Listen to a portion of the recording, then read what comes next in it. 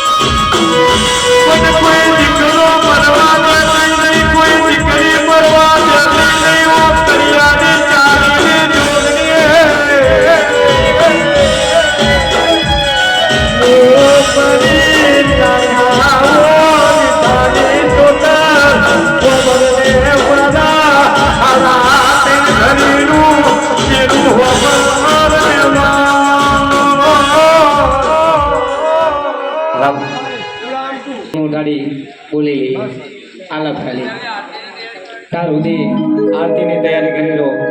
કારણ કે રામ લક્ષ્મણનું જેને નામ લીધું ને સાહેબ, આ તો આપણે તારા માથાને માનવી છીએ, પણ વર્ષો પહેલા સત્ય પુરાની વાતના અંદર રામ ને લક્ષ્મણ એ ભાઈ સગા હતા અને એમના અંદર સીતા હતી. એ લક્ષ્મણની ભાભી ને રામની સાથે ઘરવાળી હતી, પણ પોતાના રામનું અને લક્ષ્મણનું રામ એ સીતાએ પણ હજી જપવાનું મેલ્યું નતું. તો આપણે બધા ક્યાંય મેલું, આપણા દિલમાં એક રોમ છે અને રામ લખનના માટે એ ગાવું છે. ત્યારે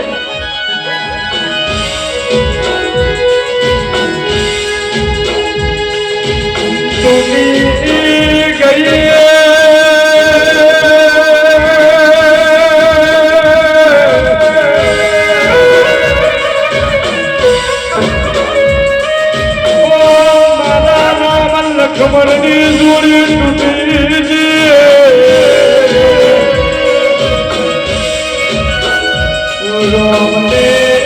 લક્ષ્મણ વગર